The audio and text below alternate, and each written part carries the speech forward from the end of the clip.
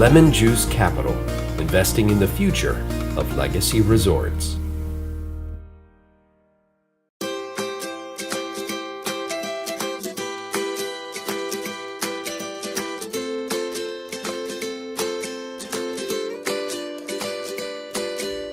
Welcome to TST Broadcasting. This is Chef Al Triller, president of TimeSharing Today and the Timeshare Board Members Association.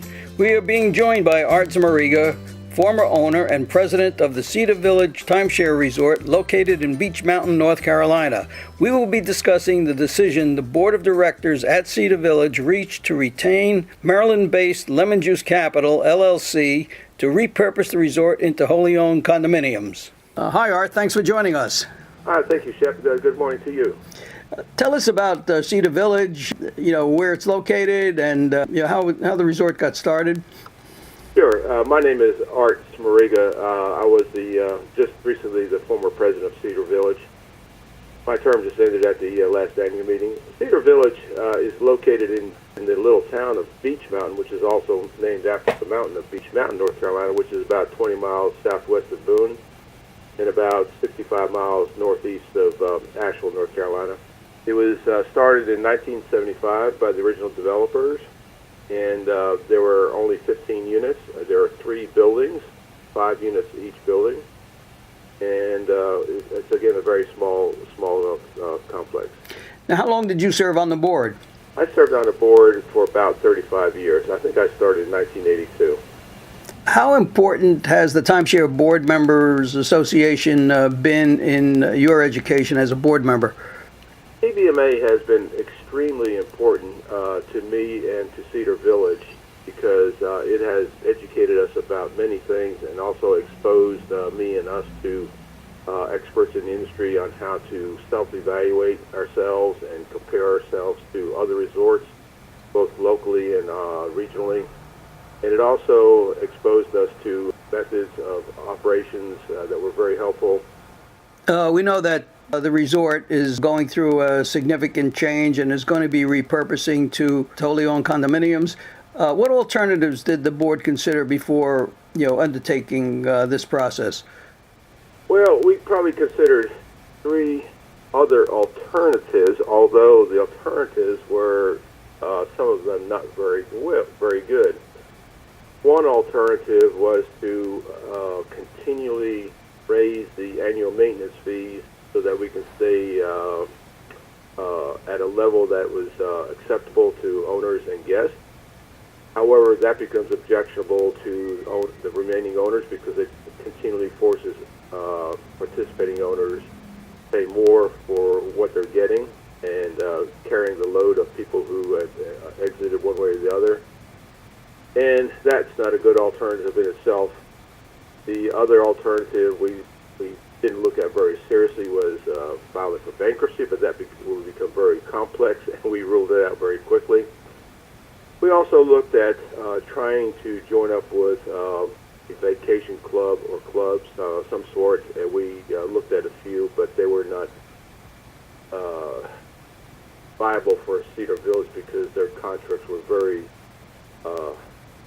aggressive against the resort and were not favorable to the resort. So those 3 were looked at over a period of time. Although the going forward with continually raising the dues, cutting the costs was an ongoing method to trying to stay in decent operation. So in essence, you had passed a tipping point financially with some of the conditions that we already know of, aging owners or non-dues paying owners, and that led you to make this decision. Is that correct? Yes. Back when the resort was healthy, we were probably never at 100% collections, only because the resort did have, the developer had some unsold weeks that we inherited. So probably the best ratio we were ever at was probably like around 90 or 85%. And over the years, it slowly degraded. 2016, a year ago, we had about 67% participation as far as paying owners. This year, it's dropping down to about 60. So we're right at that critical point of having to do something, and doing something was a challenge to us. through the resources of TBMA, you found Alex Krakovsky, who's CEO of Lemonjuice Capital. And what did Alex and Lemonjuice Capital bring to you as a solution and a resource for you? Well, and thanks to you, Shep, Alex was unknown to me, and after several discussions between you and I about various topics, both at TBMA meetings and also throughout the year, you introduced me to Alex Krakovsky, like I said, the CEO of Lemonjuice Capital.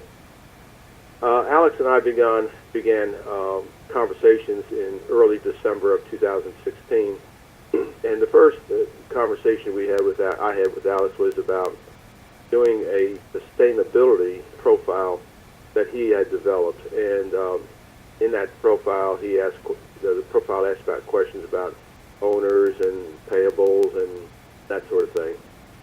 And after we went through that, I went through that with Alex. He and I had discussions about, he had shown some interest in acquiring some of Cedar Village or all of Cedar Village, and we had multiple discussions, phone discussions, as well as emails back and forth. So that started the ball rolling.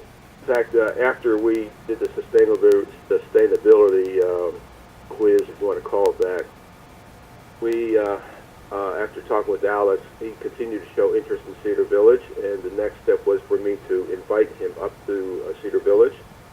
So he and I went up there for a couple of days back in February, and we toured the complex, we toured the area. He and I met with our on-site manager. We had a 2 or 3 hour meeting just to talk about generalities, and Alex's interest continued to be piqued. Interest at that time. We spoke to our attorney on a conference call about various things, and then Alex started presenting ideas to me to consider carrying forward to our board. And one thought we had was, since we had 3 buildings, maybe spinning off one building, but as we thought about that, somewhat difficult and maybe unfair to the other owners in other buildings. So Alex said, well, why don't we just try to convert the whole complex to wholly owned units? And his proposal would include buying unit weeks back from individuals at a certain price, tendered price. And once we got to that point, it was time for me to lay all this out with the board and explain it to them, although I'd been keeping them in touch of my meetings with Alex. And the board met in, it was early March, and we voted to proceed with Alex on the plan. And the plan was for Alex to make tender offers to owners for their units, and everyone in the same unit week received the same offer, so nobody was treated unfairly. The only difference in valuation was the time of year, because time of year is everything in vacationing on Beech Mountain. Some weeks have better values than other weeks. And right now, as of about last week, Lemonjuice Capital has purchased back from owners about 264 unit weeks, and they're still in the process of clearing those deeds and acquiring more. I'm aware of situations in which resorts had wound down, and so much of the value of the underlying real estate was eaten up because of legal fees and the cost of clearing title. And at the end of the day, the owners that stayed in the process to the very end ended up with very little. And do you feel confident that the resources and capital that the Lemonjuice Capital is bringing, to the scene will ultimately create some value at the end of the day? Yes, perhaps. Lemonjuice Capital is paying all of the costs for this so-called conversion, so to speak. The association has not spent any money at all. So whatever money the association has is still in the association in treasuries. The Lemonjuice is doing all the legal work for deed research, recording, any kind of legal work behind the scenes that is ongoing, and that sort of thing. And let me also mention that Alex, he himself became an owner at Cedar Village. He purchased 1 week. And Lemonjuice, so Lemonjuice Capital now is essentially in control of the board of Cedar Village. But the monies that the association has belongs in the association, and the association is not spending any money on this adventure. So this was a collaborative effort, and not a hostile takeover by Lemonjuice Capital. Would you agree with that?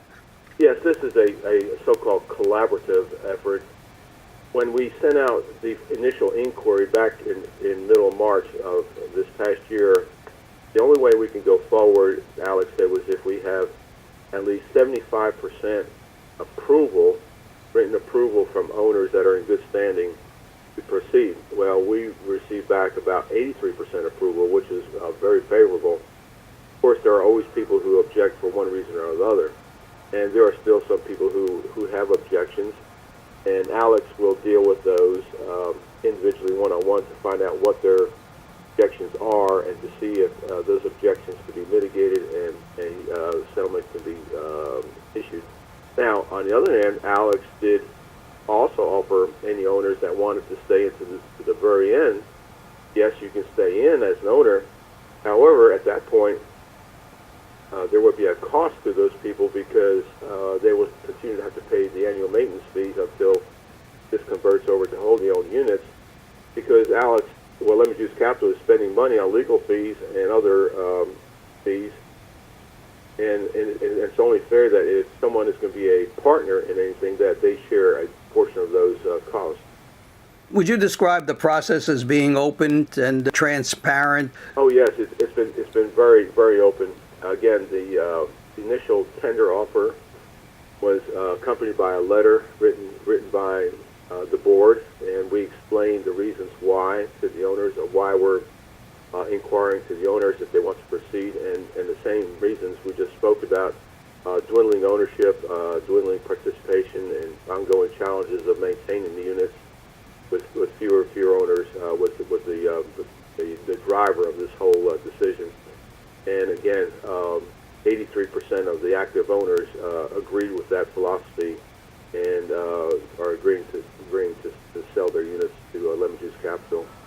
And we, in the annual newsletter, or the letter that went out with the annual meeting notice, it was also explained again what we're doing and where we're at in the current process, and also encourage owners that if there was if they had some concerns, that they should perhaps come to the meeting if they were close by, within say 150 miles or so.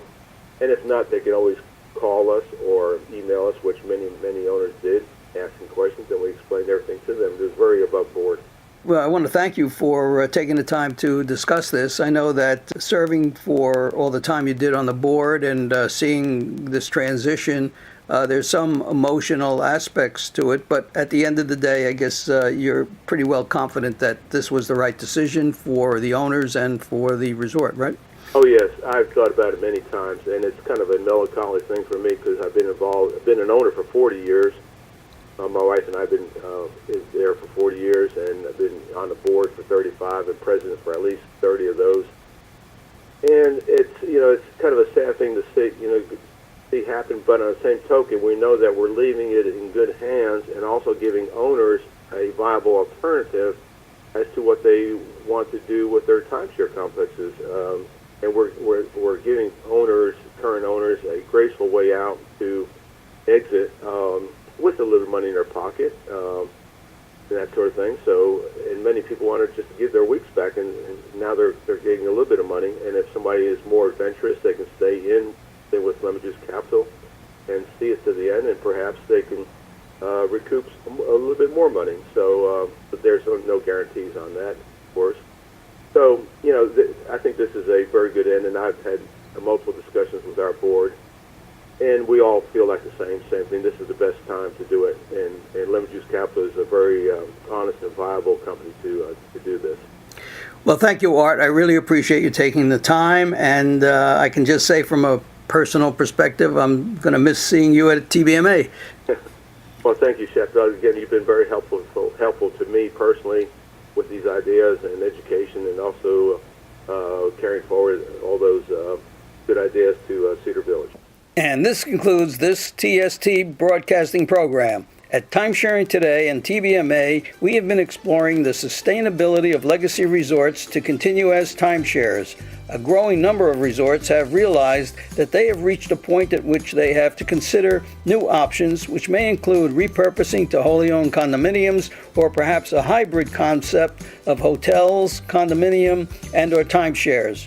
If you would like to share your comments about today's program, please email staff@tstoday.com. And best wishes for the new year.